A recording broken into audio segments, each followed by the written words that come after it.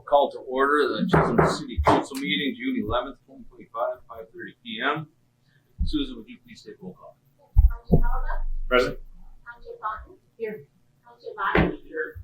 Councilor Barda? Here. Councilor Halverson? Present. Mayor Lamb? Here. And council, look for a motion to adopt the agenda. We have just two changes. Remove E2 under Stephanie. Take that off, and under myself, add number 3, which would be schedule a working session. So with that removal and addition, I'll look for a motion. Motion. Thank you, Jim. Thank you, Travis. Any further discussion? All in favor? Aye. Opposed? Carries. Pledge allegiance, please. Pledge allegiance to the flag of the United States of America and to the republic for which it stands, one nation, under God, indivisible, with liberty and justice for all.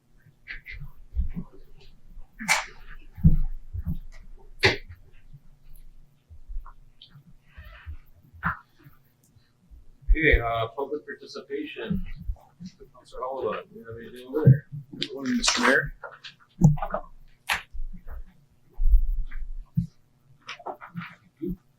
Mr. Akey, would you come on up and talk to the council about what we have on the agenda tonight? Hi, my name is Joshua Ike, Ike Contractors. We are looking for a variance to have, we're gonna be playing some music over at Tom and Jerry's on the deck.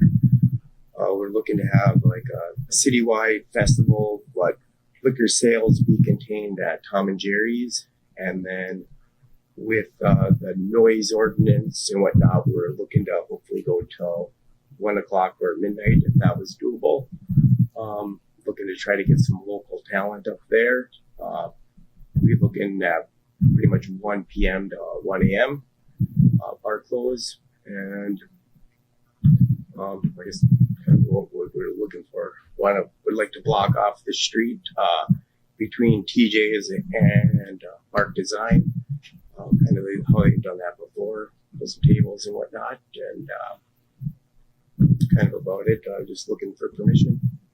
Okay. That's just going to be from Lake Street to the alley there? Yep. Band, DJ? DJs. We do have some local talent that might be able to bring in some guitars and stuff, but everything's up in the air, so kind of had to get something set in stone first. So. Okay. Does anyone have any questions for Mr. Akey? What's the date again? July 19th. So you're calling for the city festival just to be that half block? Yep. I prefer whole city festivals, but we're going to have to discuss it. I know when I talked to Josh, kind of the thought process was going is that way the liquor sales and everything kind of stays exclusive to Tom and Jerry's. Yeah. Because the one's hosting and doing the work of putting on the event. Correct. Yep. That's what I guess we're looking at. Okay. And I know doesn't from what I looked at, it didn't seem like Jim's was having anything that weekend, so it's kind of not trying to interfere with another bar or whatnot. So Nice. Good thing. What's the event for again? just try to get local talent, play some music. It's a young one's birthday party that night too, so telling her it's her birthday. So No. Cool. Excellent. Thanks. Yep. Yep. Okay, moving on, council reports. We'll start with you tonight, Marty. Good evening. Good evening. One thing that we got to report on is we had a mountain bike race, which was a big success. I didn't get the final number on how many participants there were, but then also went with Larry and builders and Bravales looking at our repair job on North Rim and some usual maintenance and upkeep of it. That's all I have. Thank you. Jim, good evening. No formal report. Travis, good evening. Good evening. So just a couple things. I just got back from girls state track, so I want to mention that our girls 4x1 team did set a new school record, 50.89 seconds, which was beating the old record by almost a full second. So kudos to them. To go along with girls state, I want to send a thank you to the EMS, the fire, the PD for our send off. We all that were down at girls track felt like it was definitely the best one that we've done to this day, with the amount of vehicles that we had. So the girls were very thankful for that. So thank you to them. I also want to give a plug to our ambulance personnel. There was a day last week where we had all 3 ambulances active at the same time, which is very impressive. And kudos to our staff for making that happen. And lastly, I just have a quick update for the chamber. Just a reminder, Doc Graham Days is coming up. That is July 30th through August 3rd, and the parade is at noon on August 2nd. Yes. I hate that update. You know, it seems like summer's over by the time you start thinking about that. That's okay. Smoke and fly. Easy. April, good evening. Evening. I just want to wish happy Father's Day to all the fathers out there, and grandparents, and the fathers that are being fathers that aren't fathers, you know. So happy Father's Day. I attended a webinar through the Minnesota League of Minnesota Cities on municipal fee expenses and reporting, what cities need to know, and also the 2025 League of Minnesota Cities legislative recap. There's just a little bit about that. They are going to increase the housing budget, so that's a good thing for us. The Minnesota paid leave law goes into effect January 1st, 2026. And then they're also, this might be something we might want to look into, with community tree grants. So, hey, you never know. That could be up your alley. And then during United Way is sponsoring the summer lunch for kids. It's free Monday through Thursday, 12 to 1 at Kiwanis Park. Thank you. Thank you, April. Jed, good evening. Evening. I got the tail end of the EDA meeting this morning, and then I took a tour of the hockey arena in the curling club. Got to see some progress in there. Got to see all the gravel, how it's all laid out and stuff. So the gentleman gave me a really good tour and see the progress going there. So pretty excited to see that in about a month or so. What it's going to look like. So it's no big deal. Thank you. The only update I have, I was at the EDA meeting this morning, but on Monday we did have a public hearing for a variance request at the planning and zoning meeting, and that was passed, so that will be coming to our next meeting in July for council approval and review. Moving on, ambulance director, Tiffany, good evening.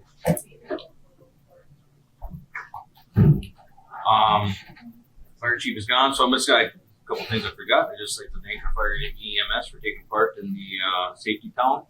They were at both, and ambulance. We had our EMS service. We also had Lakeland come and land the helicopter for around 70 kids that were in safety count this year. So it was a nice, fun event. Police chief, Jim, good evening. Mr. Mayor, Council, thank you for the opportunity to be here again. Just a quick report from us. You stole my thunder on the Safety Town program. What a great program for kids. My youngest is in there this year. All 3 of my kids have gone through it. What amazing job that group of people do with kids and awareness for safety, not only for the kids, but parents and then everyone involved. So our officers, along with our great EMS and fire departments, were also involved with that. So outside agencies too, I just want to thank St. Louis County Sheriff's Office, LifeLink, Hibbing Police Department, K9 Dottie, and Minnesota State Patrol, and who else? And the DNR for participating in that event as well. So busy time of year for us. June is always kind of a somber month for our police department in that this Saturday marks the 22nd anniversary of the disappearance of Leanna Warner. So for those that have been around the town, like I have, it's been a difficult case. It's ongoing. It's very important to us. So we try to draw awareness as much as we can this time of the year for that case, letting everybody know that it's still active, open. We still take leads weekly. I personally have investigated hundreds of leads, and we just want to draw awareness to the public. And no matter how small the details are, if you know something, hear something, or may have thought of something from back then, please let us know, and we'll follow up on it. So with that, I have nothing else unless somebody has any questions. Thank you, Engineer. City Engineer, Jim? Thank you, Mayor, members of the council. First, I'd like to introduce again from 2 weeks ago, Matt Este from TNT Construction, who is our contractor on last year's Fifth Street project as well as this year's Fifth Street project. Matt, if you would give us a brief update, please. Thanks, Jim. Hello again. So I guess the only thing is everything's going pretty smoothly so far. A couple hiccups with a lot of old stuff coming from the school that nobody knows what it is or where it is, but besides that, it's been going pretty good. So tomorrow we'll be doing our water main tie-in on 4th Avenue and continuing up there, and hopefully 2 or 3 weeks, but probably majority, if not all, the pipes should be in, and carry on to sidewalks and curb and get it done. Jim, is the tie-in in Second Avenue on the east end? Water tie-in on 2nd Avenue. Yeah, so we can hopefully get that intersection reopened up. Right now, we've got both Second Avenue and 4th. Yeah, and that's kind of my goal. I'll get that tied in, and then we can open that 2nd Avenue back up, so at least vehicles can go through there. And in that same regard, with last year's project, virtually that's done, other than waiting to finish some siding. Once we get some siding, there's side work to be done, but otherwise, utilities, streets are all done and ready to go. Yep, punch list is done too, I believe. So that's checked off the list as well. Thank you. Any questions from that? So what's the plan of action with these old utilities from school? So we've come up with a couple solutions, but some of them we just ran into this week, so there's still some decisions to be made about some of the storms we were coming off with. Like they're still active, or Yes, a couple. Go ahead. You were there, Matt. I found yesterday. A couple of them, they were clay tile services. I believe that they were drain tile that go around the footing of some of the building, and they did seem active still. And we'll tie those into the storm sewer system. Yeah. Sanitary sewer system. That when we did the smoke testing, 3-4 years ago, that was our biggest culprit. Was primarily we thought it was roof drains, but we're looking at drain tiles. It seems to be drain tiles to me. There was pretty common practice for housing too back then too. Absolutely, and some of the old houses that we ran into have that old clay tile, drain tile all the way around their footings too. A lot of them used to go to the cemetery. And these ones that we found did go to the sanitary, but obviously you can't do that anymore. So we have to come up with a plan of action. Good to get that corrected. Yes. Did Jim say you're going to tie in on the east side of Second Avenue? It would actually at the Second Avenue intersection. Oh, just right in the intersection. It's actually it's going to be a 4-way cross tie-in. That's the blacktop on Oh no, not on the far side. No, the new blacktop will remain there. Okay. Yeah. With last year's project, Jim, water main is in that North Boulevard like it is in much of the city. Yeah. But we had to bring it out into the street to tie into the old 4-inch line that's there right now. And what we'll do now is go back and tie into where we had that 45, where we, in alignment with last year's project, we'll tie in at that point now and extend. So Yeah, exactly. we'll get that tied in and get that intersection reopened. because he knows also I did that 900 pairs on the east side of Second Avenue. So Oh yes, yeah. No worries there. questions? Thank you guys. Thank you. And then next, I'd like to introduce Ellie Lemke from SEH, who is the project manager on this Fifth Street South project, this year's project, as well as on the Mill and Overlay project. And we had a pre-construction conference on that this morning. So I'll let Ellie update you on those, please. Good evening, Mayor and Council. As Jim mentioned, we had our pre-construction meeting for the Mill and Overlay earlier today. So far, the contractor plans to start prep work on Monday and then dive in with the milling on Tuesday, hopefully paving by the end of the week, and weather dependent, they should actually be done end of next week or early next week. So should be pretty quick. And I know Councilor Halverson had mentioned some drainage around 2nd Street and 7th Avenue. So we'll be taking a look at that as well and hopefully getting that improved as part of this. Any questions? Thank you. Thank you. Oh, Jim, you're out of time. It's your lucky night. And in that regard, the contractor is going to be posting no parking signs. He was talking about doing it today. We kind of encouraged him to wait till the end of the week. More might be still there Monday morning. But we did prepare a letter here at the city and sending it out to all those residences that are affected along 4th Street and along 7th Avenue that there'll be no parking 7 a.m. to 7 p.m. Monday through Friday or until the project gets done if it gets delayed because of rain. The two other updates I'd like to give you. One is on the aggregate crushing that was completed last week. We ended up with about 17,150 ton. So we'll be bringing that to you at your first council meeting in July for approval of that. And it came in at just over about $151,000, which was kind of the target date that we had set based on the bids and the money taken out of our street maintenance account. And then the other item is in regards to the ice arena.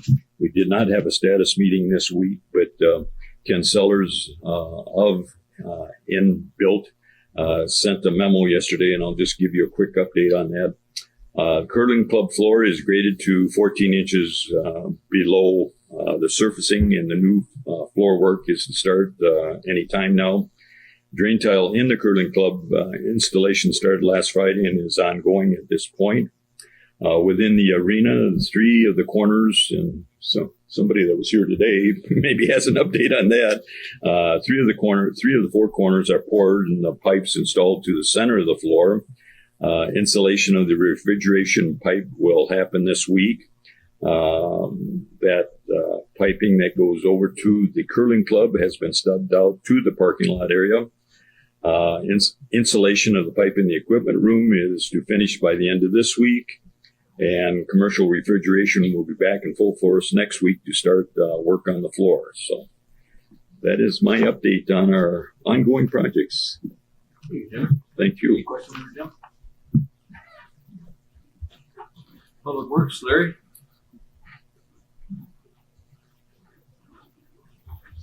Good evening. Evening.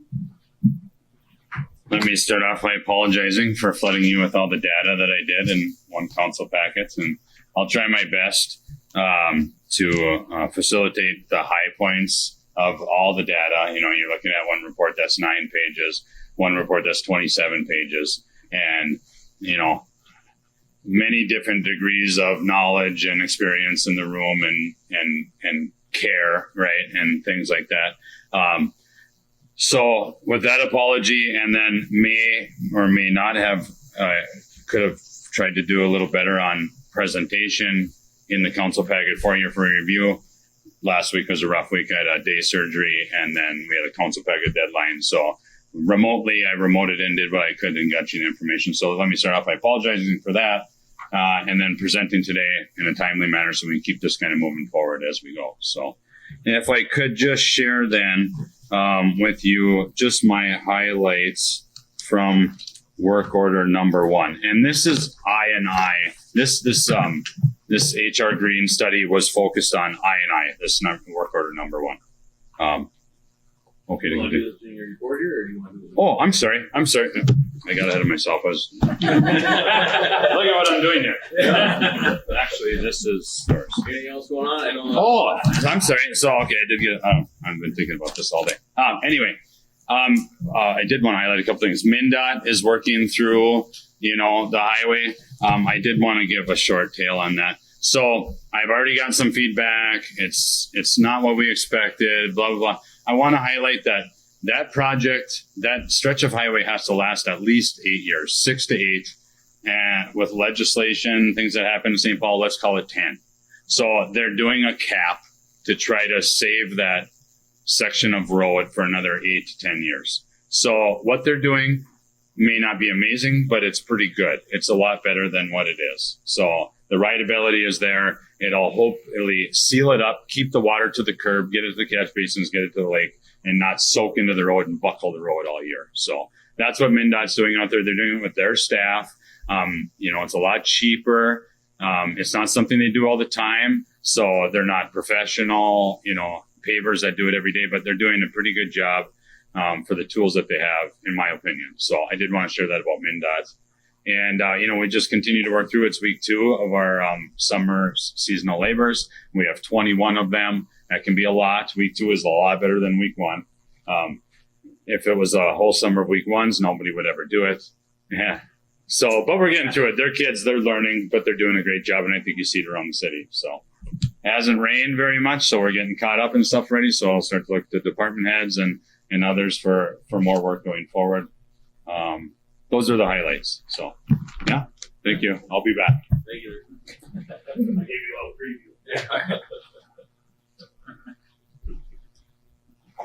preview. City Parks Trails Rec Director, you want to give anything? You want to wait till the end? You have anything to say or add? Or I can say that Summer Rec, the specialists, have started this week with training. They went to lifeguard training and they did training over at the Armory. So that program will start on Monday, the 16th. Just a reminder that it is at the Armory this year, but it will run Monday through Wednesday for the first week because Juneteenth is on Thursdays. That program's geared up. thank you.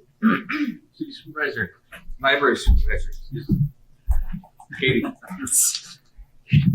Hi, everyone. Quick update from the library. We are now on week 2 of our summer reading program. The theme this year is Level Up at Your Library. We kicked off the program last week with a party that brought 168 attendees and really helped generate some excitement and some early signups. And there's still plenty of time to participate. The program runs for 6 weeks and includes reading goals, early literacy activities, and lots of fun and incentive prizes along the way. At the end of the month, on June 25th, we are hosting the Brodini Comedy Magic Show at 10 a.m. The show offers fun and exciting magic tricks and is a family-friendly program for all ages. And this is a program that's organized and largely sponsored by the Arrowhead Library System. And so if you can't make the date in Chisholm, Brodini will be touring the whole region from June 2nd to the 27th. And then just a quick update on our mural project.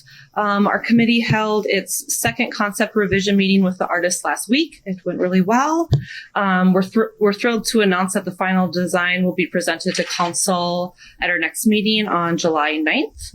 And with the hope of the install of the mural scheduled for the last week of July, which would be in conjunction with Dock Moonlight Graham Days. So more details and things to unfold with that. Excellent. What day was Brodini introduced? Brodini is at the Chisholm Library on June 25th at 10 a.m. He's pretty good. We've had him. He was there, like 5, 6, 7 years ago, and he was impressive. The kids loved him. So did Jim. And so did Jim. You're more than welcome to join. Thank you very much. Yeah. City Attorney? No. Welcome. Welcome back. City Clerk Treasurer, Devin? Good evening. Good evening. I just have a few things. We had a solid waste tax audit, which is just like 1-day audit, and they verbally reported that we are charging and paying in our solid waste taxes. So props to our garbage department and specifically Denise. who handles solid waste tax.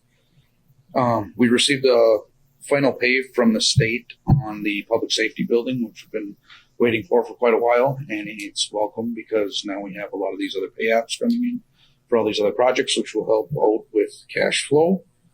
And our auditors for the financial statements start in a week and a half on the 23rd. Other than that, I've just been working on grants and reimbursements and prepping for those auditors to come. You can take any questions if anybody has anything.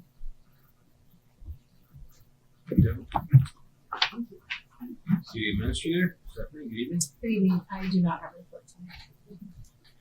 Okay, Council will look for a motion support for consent agenda, which consists of a list of bills, communications, minutes of previous city council meetings.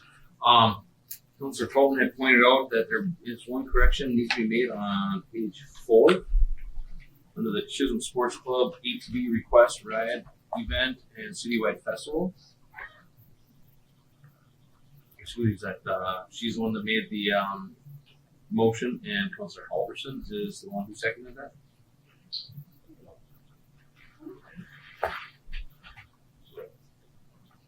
With that correction, I would look for a motion support.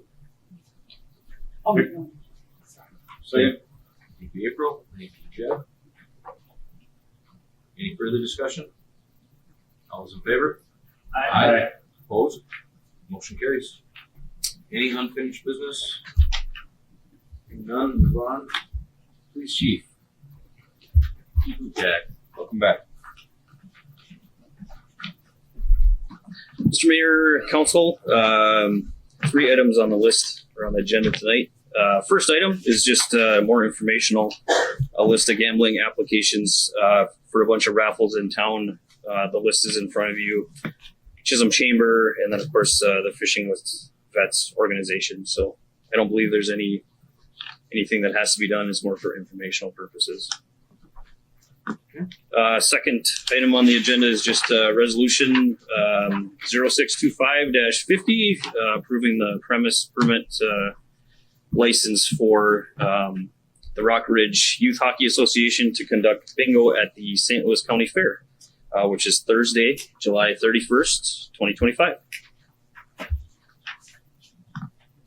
I'll make that motion. Thank you, April. Second. Thank you, Marty. Any further discussion? Chief, Is that rotated between different entities year by year? Or? I believe so. This year they chose to use that entity. So they have the ability to, anyone who has a current gambling license can offer that, depending on the type of licensure they have. I mean, at the fair, is it rotated? It's been different every year, I think. So I don't think they've used that organization before. So thank you. Sure. All those in favor? Aye. Opposed? Carries. And then the last item I have on the agenda, just a motion to declare a citywide festival for the St. Louis County Fairgrounds property during the St. Louis County Fair from July 30th to August 3rd. A couple of years ago, I'm sure you remember the Fair Board made some changes with the beer garden where they allowed possession and drinking of alcohol outside of the beer garden itself on fair property. So just to cover our basis, declare a citywide festival on the property for the fairgrounds. So Thank you. For motion and support. Make a motion. Thank you, Marty. Support. Thank you, Jeff. Any further discussion? So yeah. I don't like this. I don't know if this happened last year and I just wasn't here or if I'm oblivious to it, but that's an awful big area to allow alcohol to be at all times. That's my concern, obviously, with kids there. But I guess if it's past practice, and I don't know. I mean, I thought the last I remember is we made them contain it in the beer garden, and you couldn't take it out of there. But I could be wrong, and that's okay. I'm not sure I'm comfortable with it. Yeah, I know they came to us. It's always been allowed in the beer garden, and I think it was just last year. Or was the year before last year? So I guess what I would say to add to that discussion is I definitely appreciate your concerns, obviously, given what I do for a living. We didn't have any issues last year. I would say it was a little different last year with the weather and that kind of stuff. Probably played a factor in that as well. And of course, you never know what's going to happen. I will also say that we will have a presence up there this year again, as we always do. So we will be obviously looking for and enforcing things that and addressing issues that arise. So, but ultimately, it's up to you folks to make that decision. So can we have a couple of fair people walking up down Main Street, which would block off Main Street too? Include that in the citywide festival? No. Yeah, I think I was the one that was cautious about it last year. But yeah, I believe we had citywide festival. We had the the sliding downtown. Some kids are around, and obviously the population's a lot less than that. But right. And I believe their process still they still issue wristbands for those that are of age. So and they're pretty passionate about the rules, regulations. They've the Fair Board itself, they came up with an emergency preparedness plan.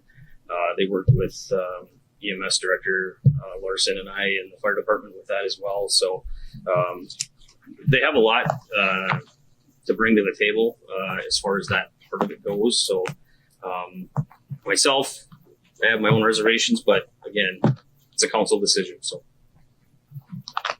I just also want to add that they do still have the beer garden, and it's only sold within the beer garden, so there's not like if you go to State Fair where you can have octane alcohol, wherever. They still have it in the beer garden. They have to go in to get ID. They get this man. Just to explain that specifically. Yeah.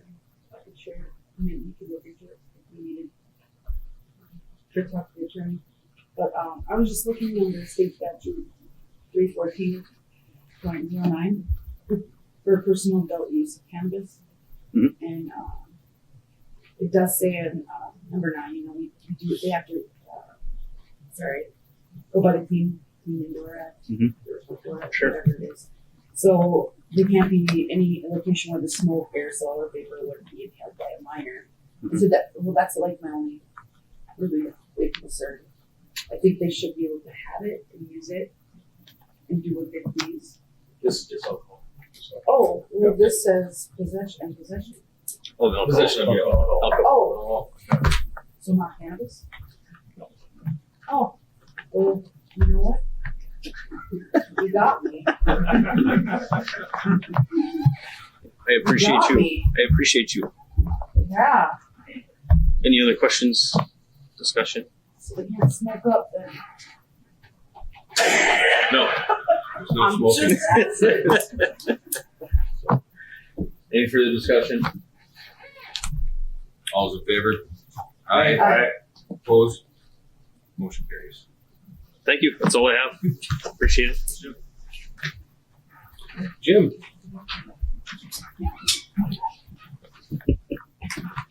Thank you, Mayor, members of the council. If you'll turn to page 16, please. And this is for pay application number 7 for the interior work at our ice arena. And if you would go over to columns D and E, work completed. Column D is previous work before this pay application. And then specifically column E, where the work completed during this period. As you see, there's some additional funds paid for the mobilization project management item number 2, which brings them up to about 2/3 of that particular fee for that particular item. But the major items then you see are items 3, 4, and 5 dealing with the refrigeration system, the sports arena floor, and then the curling rink floor.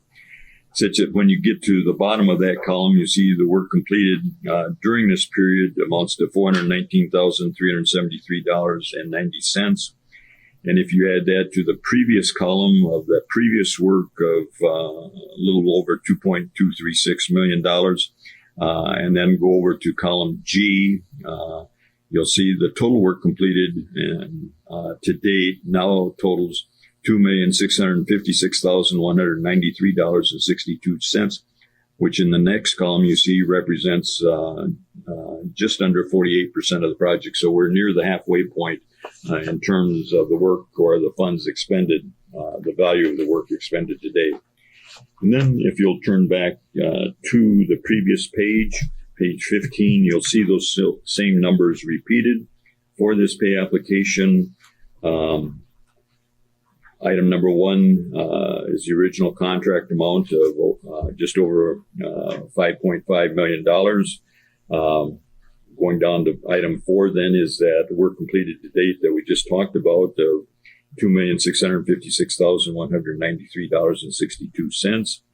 The retainage that comes out of the work items, but not out of the management and design work. So it's not really 5%, but rather 4.24%. But that retainage now totals $112,496.01. You see the total earned then to date, less that retainage, being just under $2.55 million. Previous payments amounting to $2,145,292.41, such that the current payment due amounts to $398,405.20. I would recommend approval of that amount of payment and would be happy to answer any questions that I can in that regard. Thank you. Thank you, Jim. Hey, Council, sir, I'd look for a motion of support to approve pay application number 7. Motion. Thank you, Jim. Support. Thank you, Travis. Any further discussion? All those in favor? Aye. Opposed? Motion carries. Thank you, members of council. Then if you'll turn on to page 17, we have the proposal from SEH and LE for providing the construction services for that mill and overlay project or the street reconditioning project that we talked about earlier this evening that we anticipate occurring next week. On pages 18 and 19, then you do see the scope of services, the proposed schedule, and that schedule can be updated to hopefully begin next week and be completed next week, weather permitting, such that hopefully we can bring back one pay application being the final pay application at your July meeting. You see the payment is a maximum cost not to exceed on an hourly cost basis. We should be able to save substantially with the proposed schedule the contractor has given us. So we pay specifically on an hourly basis for the actual work provided. With that, I would be happy to answer any questions. We do have Ellie Lemke from SEH here if you have any questions of her, but I would recommend approval of this proposal for construction services on our street reconditioning project in the amount of $26,000. With that, I'd be happy to answer any questions that you might have. Council, if there's no questions, I look for a motion of support to approve the SEH proposal for construction services on the 2025 street reconditioning project in an amount not to exceed $26,000. Motion. Thank you, Jim. Second. Thank you, Jed. Any further discussion? I just have a question. Sure, Jim. You go by Ellen or Ellie? Am I hearing him? I usually go by Ellie. Okay. I'm told So, I see Matt Reed's name on here. Did you replace Matt Reed? Mary is my manager. Oh, okay. Okay. She's the brains of the operation, Jim. It's like any good secretary. Any further discussion? All those in favor? Aye. Opposed? Motion carries. Thank you, Mayor. And then if the council would turn over to pages 28 and 29, this is our 2025 Fifth Street Southwest, our South project between 2nd Avenue and 4th Avenue, which Ellie is again project manager on that. And if you go over to the final columns, you'll see the work to date, and this being the first pay application, you'll see we pay, Marty, you had a question last time regarding mobilization. We don't pay 100% right up front on that because contractors would take the money and run and not do any work. So it gets spread out over time. but we pay for mobilization, but you'll see most of the items going down then are for removal, salvaging of items, setting up the temporary water system, temporary water service, setting up the traffic control, storm sewer and outlet control. And as you go over to page 29, then again in that last column, you'll see that the summary total of the work completed through the end of May is $111,820.49.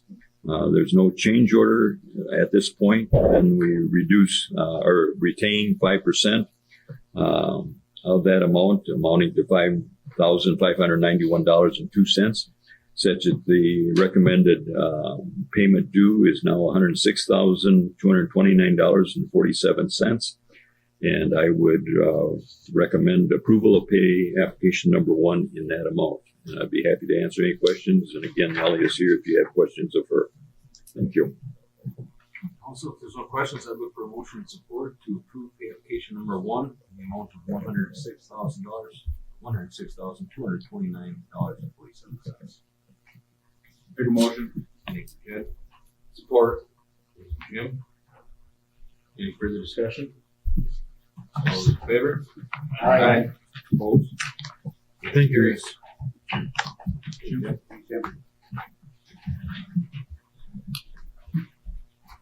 Hey, Larry.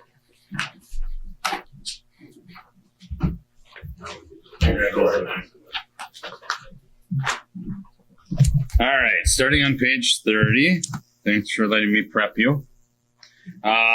Again, I will start with the highlights, some of the action items that we can do right away. And if you remember right, these studies went back to the June 2024 storms that we arguably had 9 inches of rain in a short amount of time. And all the communities, many communities across Iron Range had experienced the same as us with flooding, basements flooded.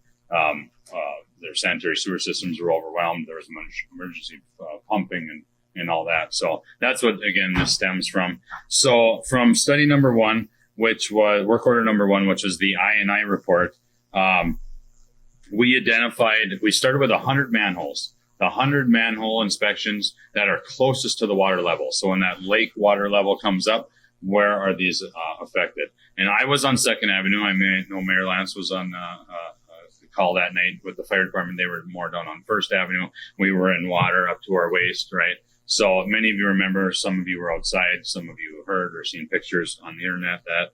So we inspected 100 manholes, and 9 of them are in poor or failing condition. And we do about 5 to 7 manholes a year of general maintenance. Public Utilities Commission, mostly authorizes those repairs and stuff. So we're going to bump that up this year and do all 9 that we identified. So that's step number 1 of this great study, that we've identified these 9 out of 100.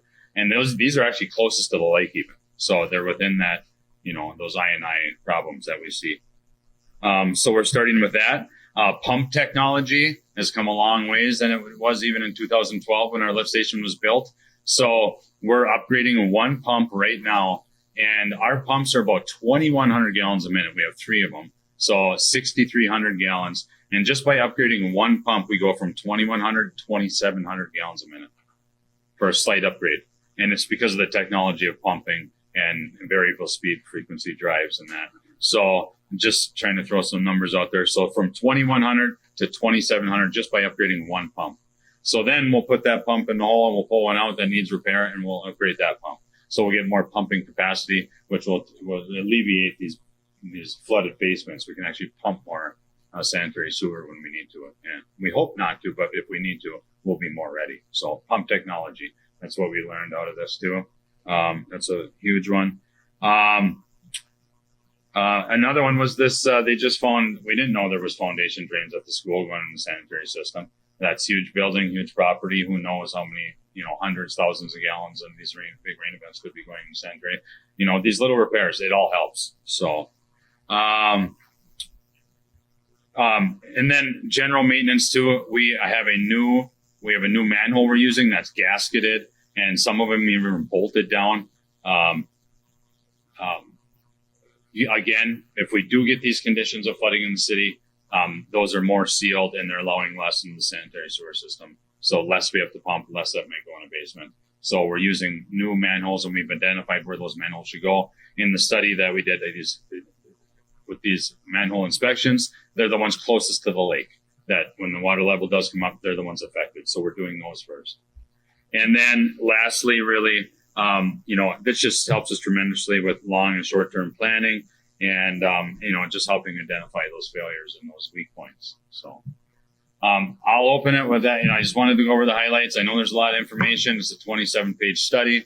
It means a lot to the sewer people. It means a lot to the water. It means a lot to many different things, all the way over the sanitary district where we pump all of our sewer and they treat it over there. So with that, please, any comments are welcome. And we can talk after, before, whatever you want. So. I'm always further questions, concerns, or as long as there's a lot of information on these. The hardest part was going back and forth and memorizing what the acronyms stand for. Yeah, exactly. Yes. So I did a lot of double reading on this, but then I read the report before I went through your cover page, and I think you did a really good job actually bullet points. I made a bunch of notes of my questions, but I actually kind of covered on here. And one thing I didn't think about with a lot of this too was the water that's actually seeping back into the manhole that's going to the sanitary sewer, where it's not actually getting for your stormwater drains. So, that's right. It took me a couple minutes to actually wrap my hand around what was going on there. Are any of those 9 on that Second Avenue side, or is it kind of alleviated on that First Avenue? They are mostly on the northwest side of the lake, all the way around the lake and towards Heritage Manor. If you walk down at the lake walk on the northwest side of the lake, you go over the bridge and there's a couple manholes you can see, right? You can see those. Those are 2 of them. Okay. So those will actually get chimney seals, and it's like a shrink wrap. So that'll help with those too. So those are actually around the lake, over towards Heritage Manor and everything. So those low line areas around the lake. I just have a comment. I was blown away when you said only 9 were bad. Of the 100, yeah. I mean, yes. I was expecting to hear like 99. Yes, I know. Yes, and they're very expensive, so it was a relief. Yeah. Okay. Larry, sorry. Yep. Thanks for providing the maps too. So after the manholes are done, were you guys gonna look into the P2 and the BNC? Yep. We tackle this stuff we can first, and we keep scheduling and keep working out. Maybe next year it's another 100 manholes. Or maybe it's 150, or maybe it's 50. So we tackle what we can first, and we just keep working out from there. And as Chisholm gets older, things happen, right? There's a collapse or there's something. So we reevaluate, reprioritize, and we just keep working. Any other questions?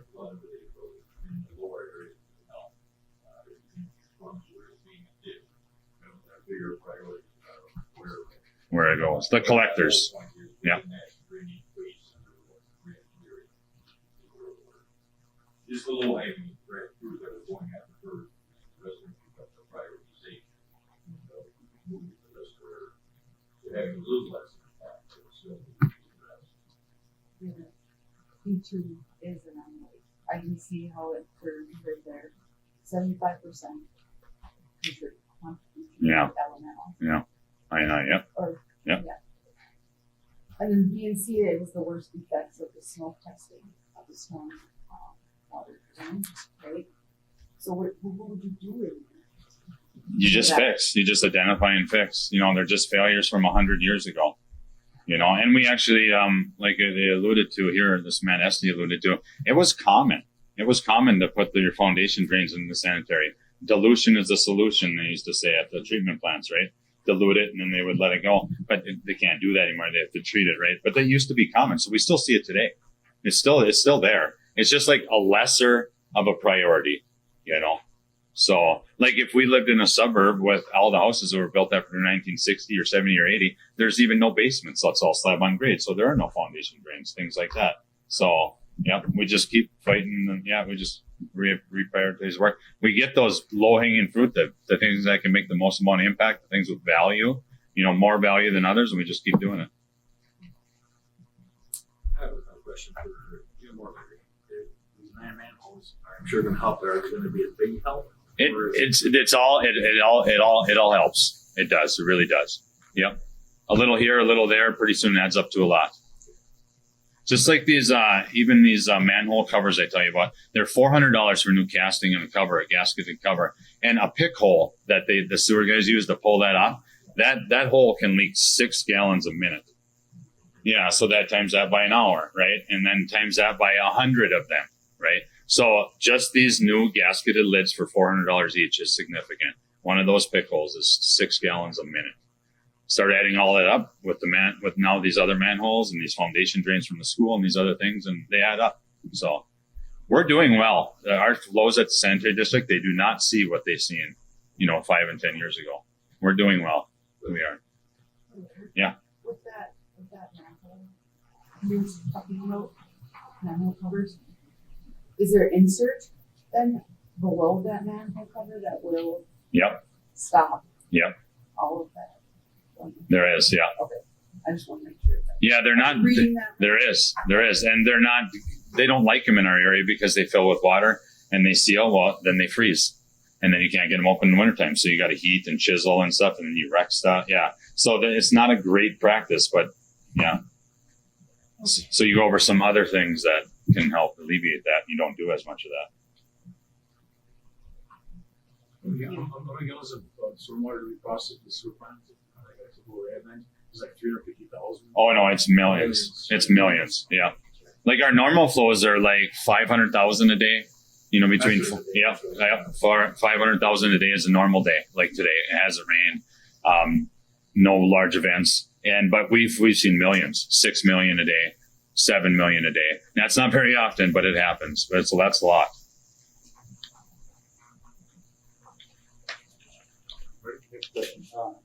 Are they going to move into some of the other low-lying areas in town? Yep, like we'll budget. So what we do now is, this is all off a $90,000 stormwater grant, and so now we evaluate, we come up with the next plan, and then we submit, and go from there. And then, what is the plan for the grant? What are all the reporters? I know only 2 are. That's it so far. Do we have a plan for the reporter 3, reporter 4? Or are there going to be more reporters? There will be more work orders. I did have a meeting today with the grant administrator, and we'll talk about that in the proposal for cattail removal. He's going to submit. He supports it, and we'll submit it for the next round of funding. And then he said, then we'll talk about what's next. We're still reading this, right? So every time I read it, I reviewed it many times today. I caught something else. So, and the sewer department catches something else, and so new employees catch things. The school, no one knew about foundation drains at the school. We actually assumed that there was I think I understand it. We always assumed when they drained the pool that it actually went into the storm sewer system, but I don't believe it did. It actually went into sanitary. And you're draining 100,000 gallons of water in the sanitary for no reason. You could have pumped it out the street, right? So it might have went to the lake. So those types of things. It just changes all the time. Was the liner suggestion, was that in this inspection or is that the next one? For these 9 manholes? Yeah. For the liners that we're talking about, is that these are just the cover, right? For these 9 manholes, right? Could be the inserts or spray. Oh, we do that all the time. We have 12 of them in stock all the time. Oh, you do? Yeah. Okay. This the umbrella seal, right? Yeah. Yeah.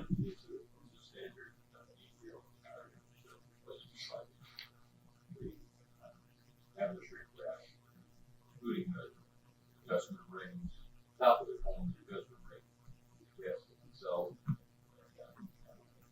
talking about covers in our perspective. They're concealed vehicles, there's no water. Well, so I was talking about like the liner. It seemed like in the report was like the actual liner. I think you guys said you guys would do your own taping and mudding or whatever on the inside. We contract that out. Yeah, it's like a spray foam, if you will. Yeah, and it's like a PVC pipe. It ends up like a fixed PVC pipe. You guys do multiples once a year. Yep, every year we've been doing them since I've come. Yep. It's usually 5 to 7. We'll bump that up this year and do all 9 in the report. Any other questions? Good work. Thank you. Appreciate it. I know it's a lot. So then work order number 2 really focused on the lake. And the lake, and then again, the high points. Besides those manholes, and as the water comes up, right, it covers those 100 manholes and a significant I&I. So we're looking at getting the water out of the lake sooner. And with that, the main recommendation was cattail removal and management. If you were to stand down there, you would see, you can't just see the lake. It's plugged. There's just, the outlet is plugged with the cattails, and it just filters and slows. And I believe it's the biggest bang for the buck and can help us in these situations.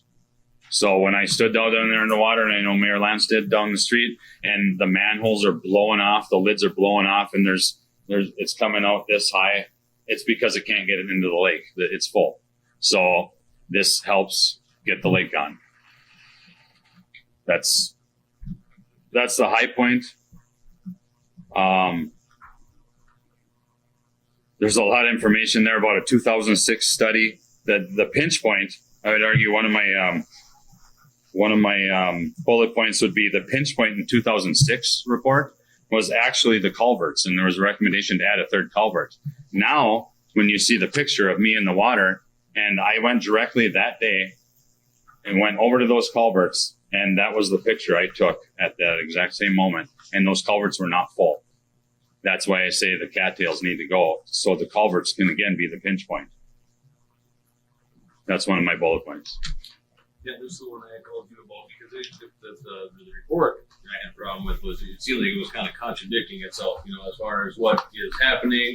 But I think the biggest point after discussing with you, Larry, was that, one, okay, look at these culverts, while there was 4 feet of water in the streets, that these weren't, overcapacitated on the exit. Right. I did reach out to them today because, these are their final reports, but we're looking for feedback from everyone. It could be a resident. It could be the Public Utilities Commission that's under review. They've been reviewing. You're reviewing. This is fluid. I mean, this can change. So she did say that she could have worded this different. We could have added some things. For example, when you see statements like most of the manholes, it should have said most of the manholes that we inspected or within the study. Again, we did 100. We have over 500 manholes. So when they say this isn't significant, it's not as significant to the 100 manholes that we did inspect, not the whole city as a whole. So it's hard. It really, really is hard. The biggest thing I took away with, obviously, cattails, the water get out a little bit quicker. I mean, that's not helping with the I&I, but hopefully get the water out so it's not backflowing into the streets or it's coming into those sewers. Yes, exactly. That's the hope. But I had a real hard problem on that when we were saying that, during this event, the water wasn't, backflowing into the manholes. Like, I absolutely was standing there. Yep. And I did highlight a bunch of information here, Mayor, because I know some of these questions that could come up. And actually, she actually states in the study that there was the Hibbing report of the, it was reported down on 2nd Avenue where I was that there was 9 1/4 inches by 2 different people, plus a little bit across town. So a third person was 8 inches, but Hibbing only reported like 2.5, 3 inches. That's nothing compared to what we actually had. So, and you can contest to that. So that study also doesn't reflect that. She just couldn't put the data in there. She states it, that I stated it, and there multiple of the residences did. But what she really went off was that there was a, 50-year storm at 5 1/4 inches or whatever. So it is worded a little, it could have been a little bit better. If she was here, that she wrote the report, she could explain it much more easily than me, so. Okay, the first work order looks good to me. I think feels good. I have a lot of issues with their report on work order 2. And I would really appreciate if we could sit down with the treasury and hash them out a little bit more. Absolutely. At some point, get input from Jim, yourself, input of council, better than one time.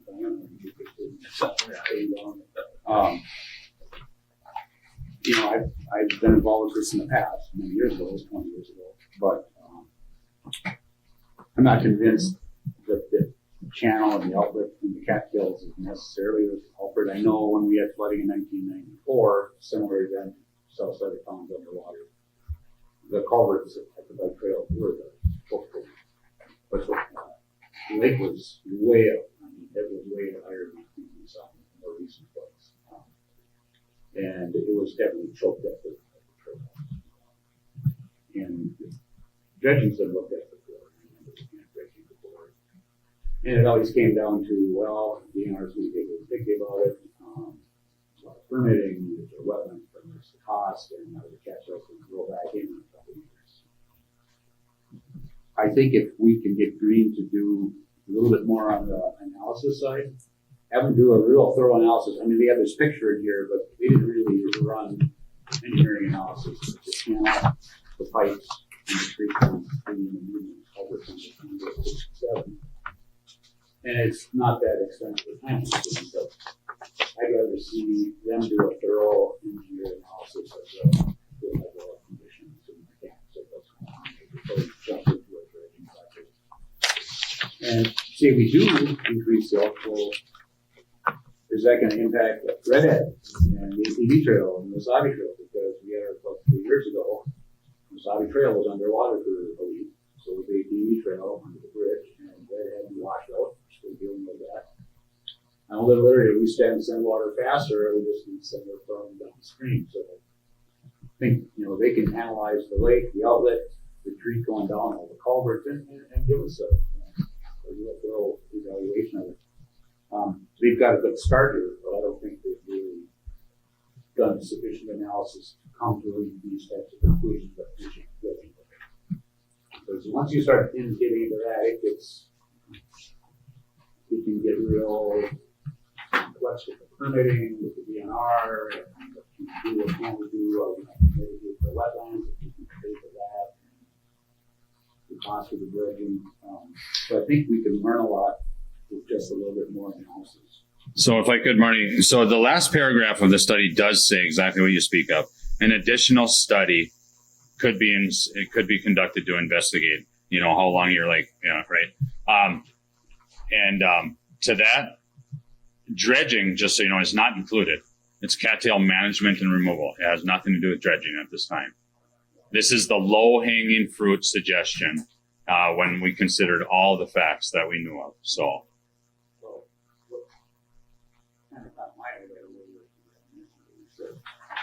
They're basically concluding that, well, the lake elevation has some impact on I&I, but it's, you know, it's not real huge. And during the flood, obviously, it was a big deal. But the lake elevation itself wasn't a big impact. But then they turn around and say, well, we need to get more water out of it. So it should be, you know, we got the dredging, it's a contradiction. And so that's why I really don't believe we should be jumping into cattail removal yet until we get more information from Mr. Green. I would go as far as to say is we don't have good records of a lot of our storm sewers, especially up at the ball fields and 7th Street Northwest and that whole area. They're almost non-existent. We know there's catch basins, there's probably pipes, but I've looked at those maps and know. I don't know, they didn't even know before. So I would investigate our whole storm sewer system and analyze the storm system and even analyze the sanitary. You've got, you know, better handle on sanitary sewers. Let's do the same thing on storm. And I know that they overlap each other and, you know, interact with each other and during flood situations. So we just get a better handle on where's our real hot spots and our real problem areas. And maybe we'll end up with capital, but I don't know that we're really there yet. I'm not convinced that we should jump forward quite yet until we talk to Green some more and some more.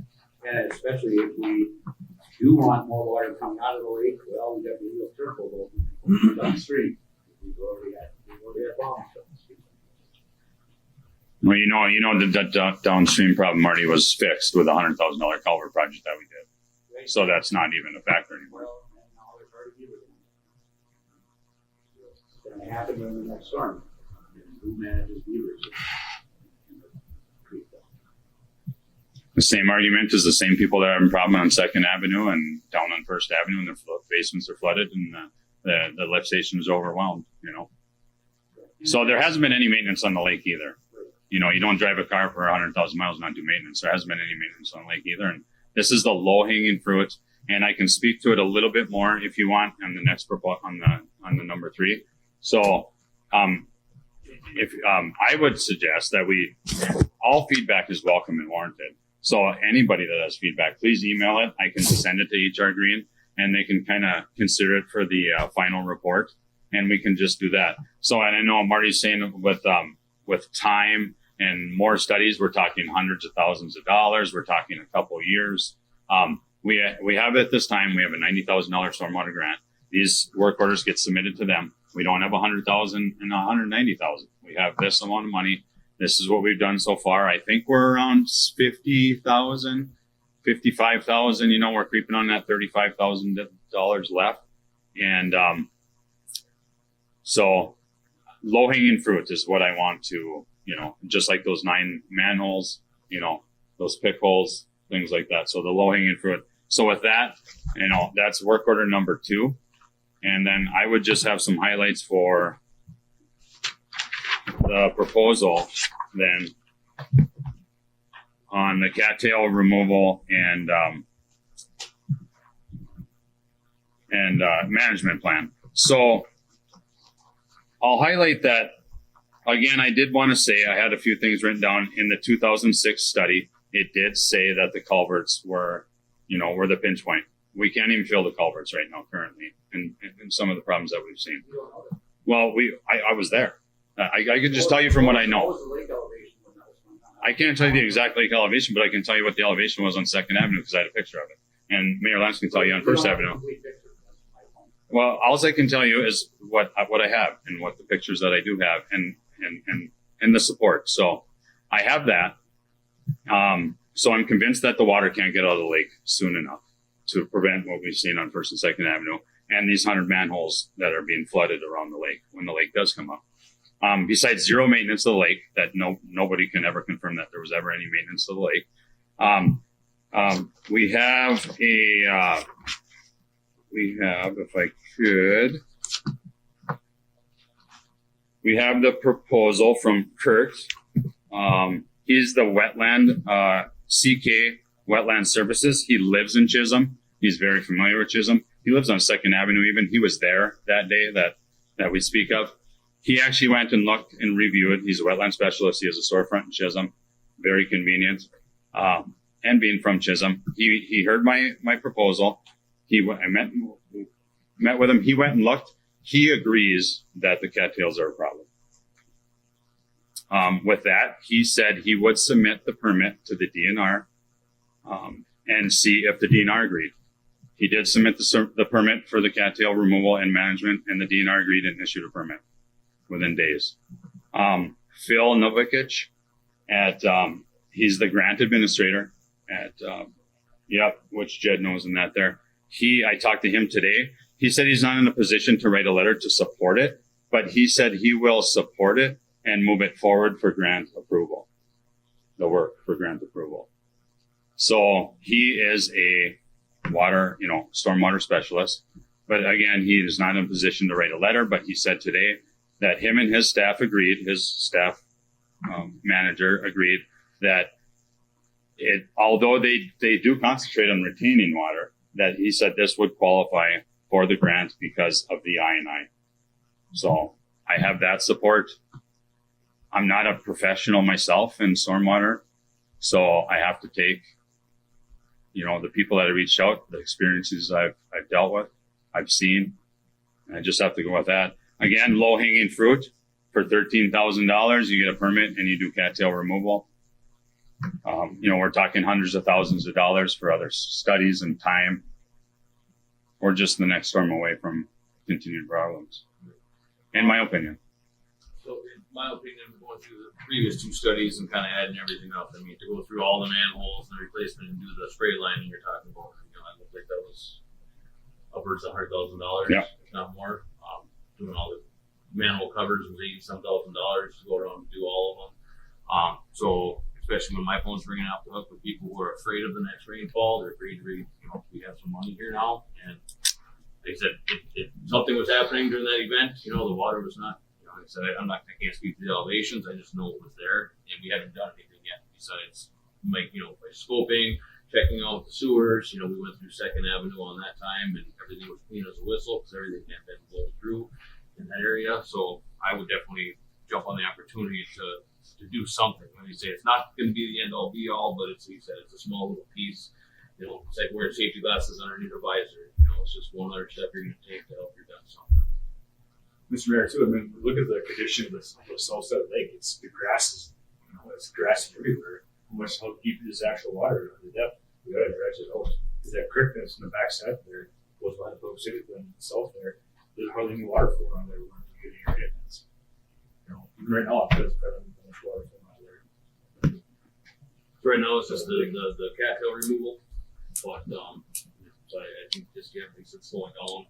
It's just slowing down the exit. Or there, yes. That building will isn't the solve the problems on the second. Great play.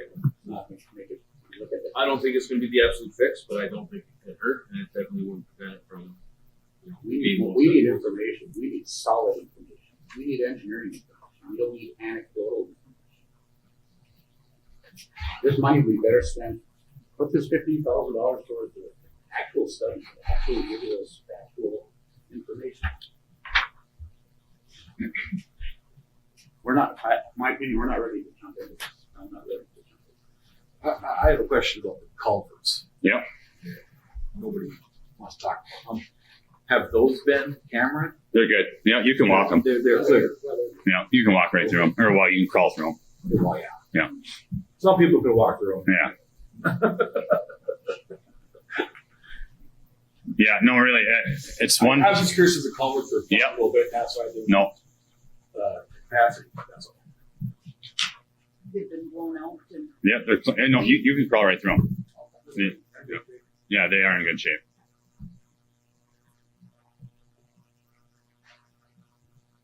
If there's no other conversation, we're either gonna look for a motion to approve the cattail removal plan, and then we'll with CK Wetland to work for a grant to pay for that. Yep. So hopefully it doesn't cost us anything. But again, everyone sees that we are investigating, we are doing due diligence and work. I mean, obviously there's more studying to do. It's gone through the PUC. Seems everyone else kind of agrees that taking a small step forward is better than standing there. So I would look for a motion and support for the cattail removal plan in the amount of $13,980. Make a motion. Thank you, Jeff.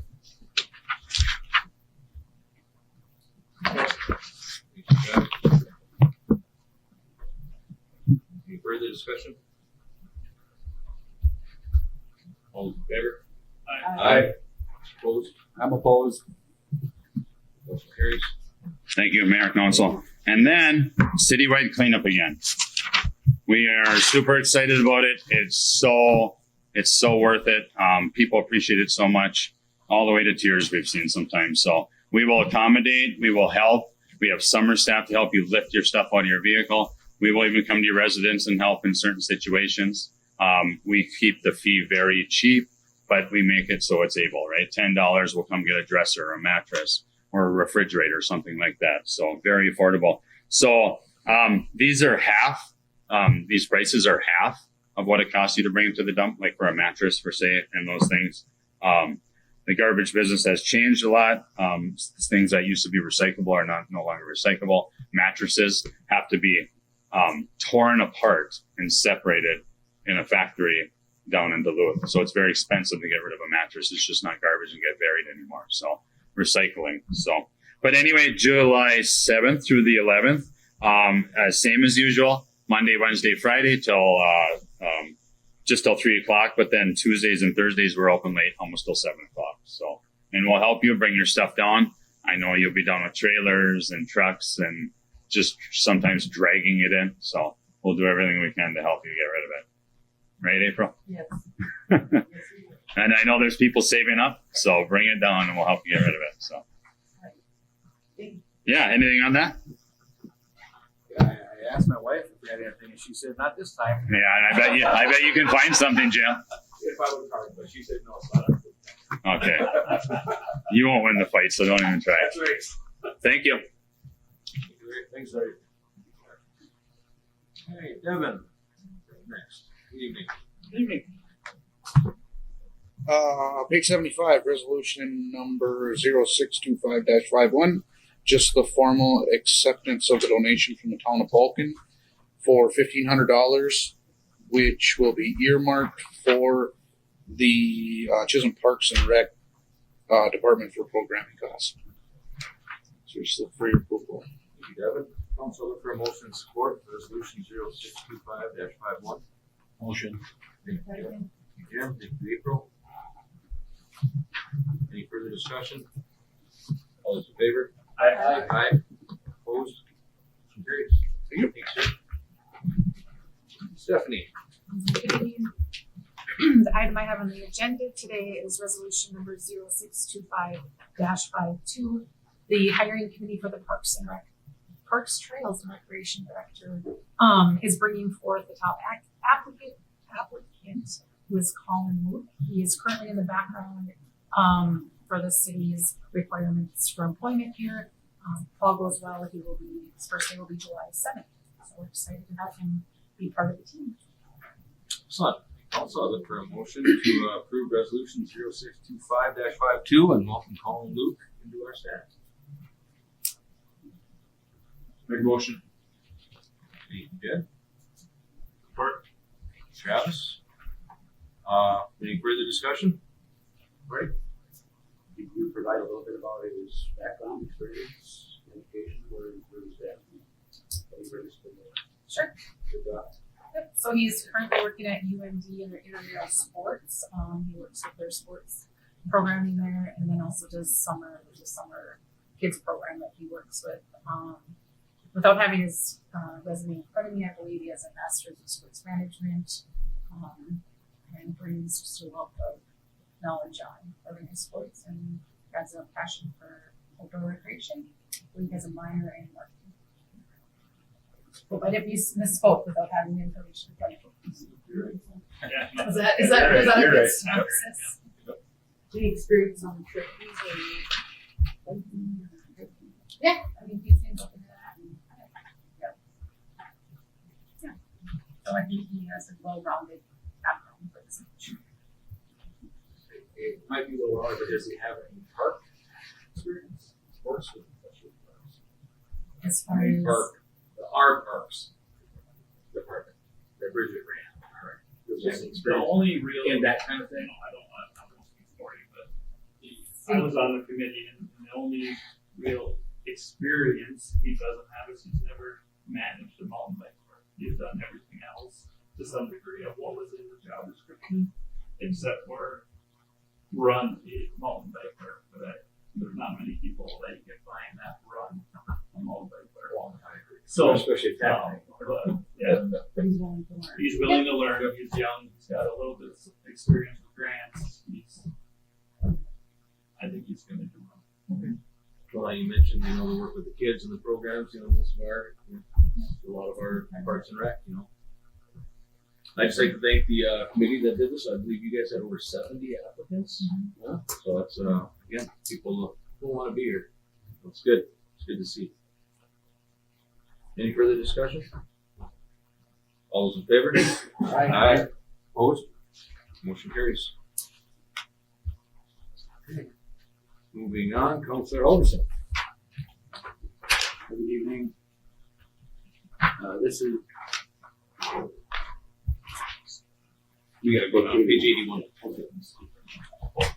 Past years I've had a live music event at my house. The very first year we closed the whole block, but subsequent years we just closed kind of just parking lane. There's just so many people want to come. It'd be believe it's better to block the whole street. So the request is to block the street from 2 p.m. to 9 p.m. for the Citywide Festival. So you can control the drinking beer in the street, and we request a couple dozen orange cones from Public Works and place them at the ends of the block. Place another big set of cones right in front of the house, just to. I mean, I think it's okay to do part of the local residents and your blue cat gave me a nice letter that I could help to distribute to our neighbors, and I think we're, part of the street, we just don't want people driving right through the massive crowd. Right? You gotta pick on the weekend, Marty. I'm gone this weekend. So. Well, I actually moved it to accommodate some other people. Usually would be 3 to 7, 3 to 8, but close it off probably about 2 o'clock and get everybody cleared out by 8, 9 o'clock. Like a 2 to 9, we should plenty of time to close it down, get people to come in and clear them out afterwards. Appreciate your support. I know it's always nice to have an event or something fun around that. And I talked to Vern, so I reached out to Chief earlier when I talked to Vern in the past. And, they have the right to walk off the street or to grant that request. I know we did it last year for a gal down on the southwest side, 2nd Street, I think it was. Having a retirement party. So it's nice to be able to do something like that. Yeah, obviously you're already going to be working with the neighbors, so. I said fires. I put fires in the door of the year, so that includes just like get more room to pass out with the flyers. Okay. I think also I would look for a motion and support to approve the request for street closure from 2 p.m. to 9 p.m. on the 300 block Southwest 1st Street and declare a citywide festival for that block. Motion. Thank you, Jim. Support. Thank you, Jed. Thank you, Jed. Any further discussion? I have a statement about tonight's meeting. Yeah. I was on council a few years ago, for 4 years, and so far this year, I've never ever had a night where I sat at a meeting where we had 3 requests for citywide festivals for a block or the fair or Tom and Jerry's. So things are probably changing that I'm not going to like, but. I know you like to encompass the whole town. Yeah, I do. All right, I appreciate that. Any further discussion? All those in favor? Aye. Aye. Opposed? Motion carries. Abstain. Marty abstains. Probably good practice. Okay. Moving on, informational here.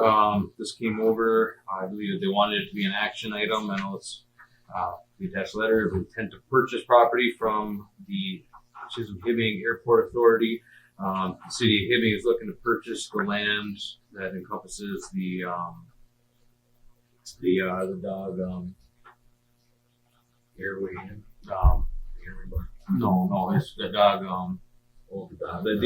impound place, the pound. There's a better word for it nowadays. The Humane Society, so the pound, right? So this property, when I did talk with Barrett Zemer, who was in charge over there, he said that the city of Hibbing originally had went to the airport authority and requested that they lease the property from them so they could use this property. The airport authority said, yes, we're not currently using it. We don't plan right now, no harm in leasing it to you. They never had the intention of selling that property to the city of Hibbing, and getting rid of property when you have the potential to use something in the future is not always best practice. So they didn't know how the board was going to sit, so he did ask if we could leave it informational and see how our representatives tolerate that meeting and see what kind of information they're going to give us. At the end of the day, I don't think it's anything that there's no hills that anybody wants to die on, but there's no reason why they couldn't continue to lease the property as well. So as this informational, if you have any questions, feel free to reach out to me. I can get you in contact with Merritt, or reach out to any of our board members of the Chisholm Hibbing Airport Authority.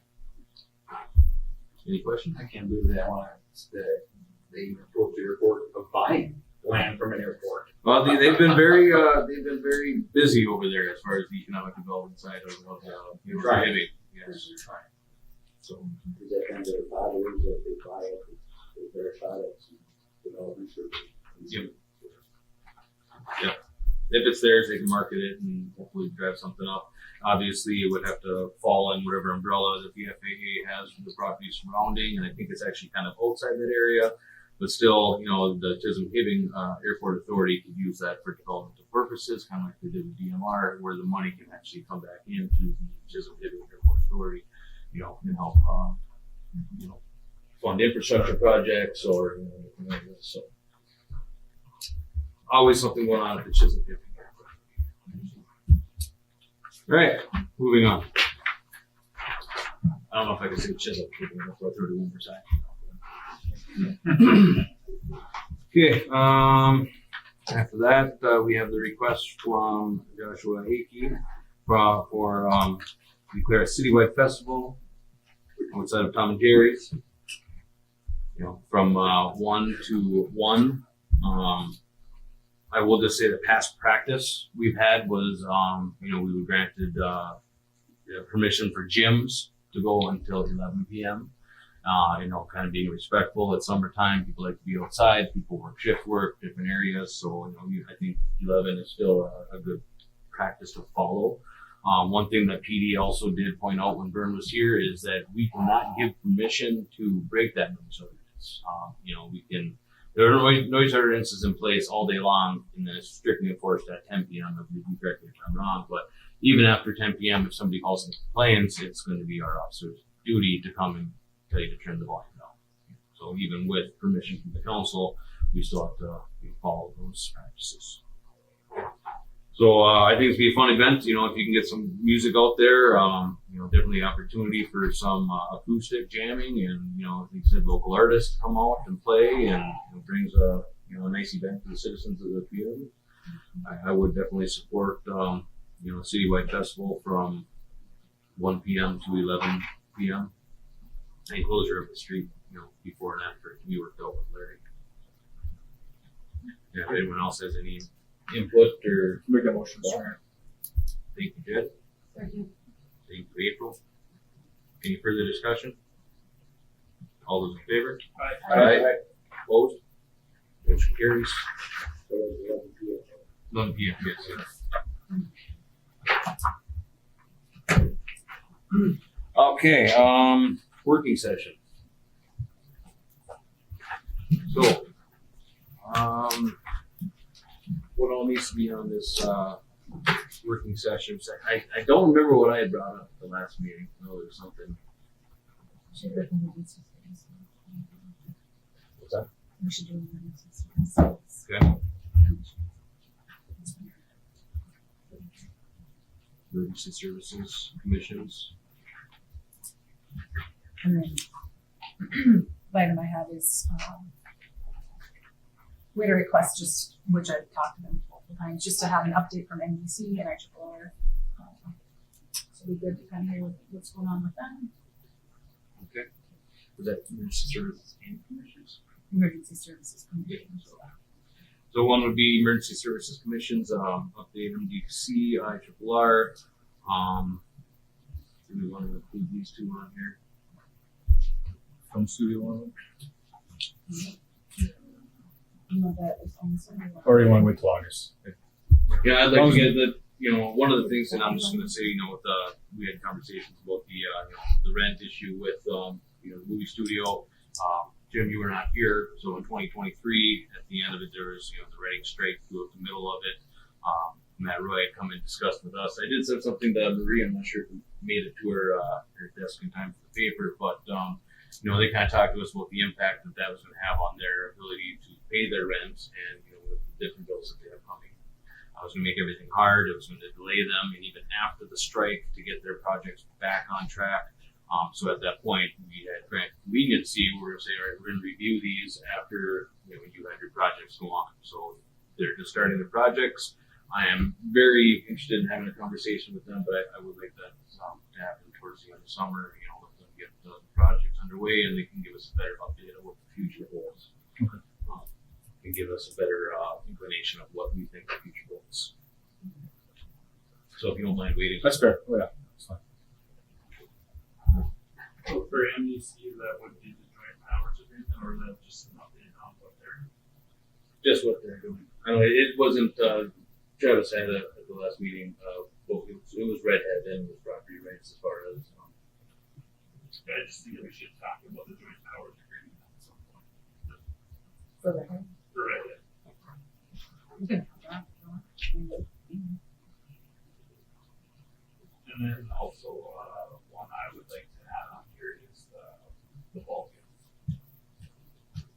And what I mean by ball field is obviously they need some work, but also we need to talk about new soccer. And how those play a role. Well, I think it's just a generic. I mean, it's public information that giving a Chisholm are discussing the potential Chisholm taking over the soccer program. It's not a secret. So obviously, that's going to play a role. If that were to happen, we would have to have a serious discussion about the baseball field with the grandstand in it. So I'm not saying it's going to happen. I'm just saying the discussion is out there. we can put it on there and we'll see what. Baseball field or football field? Well, the school owns the football field. I wasn't here for that either. No, Yeah, for our it's land. So the baseball field's the city. Okay. I think we put that on there and at least we get an update and some direction. Alright, now let's find a date.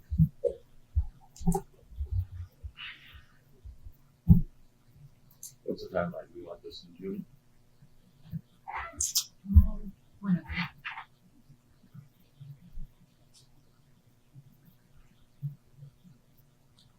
And we did cancel our June 25th meeting, so we could do it that night at 5:30 p.m. I wouldn't imagine this would last much longer than our scheduled council meetings. Which? July 25th? June 25th? June 25th. You do 5 o'clock? I can do 5. Can you guys do 5? Dad, are you off? Oh, I have to work, but I can swing. Okay. April? Yes. Travis? Yep. Jim? Fine. Alright, so I'll look for a motion for working session, encompassing with the Emergency Services Commissions, MDC, RRR update, joint powers, redhead, and ball fields and youth soccer for June 25th at 5 p.m. Yeah. Alright. Did you say 5? Yep, 5 p.m. If I can get that motion. Motion. Support. Thank you, Travis. Thank you, Jim. Any further discussion? All those in favor? Aye. Opposed? Motion carries.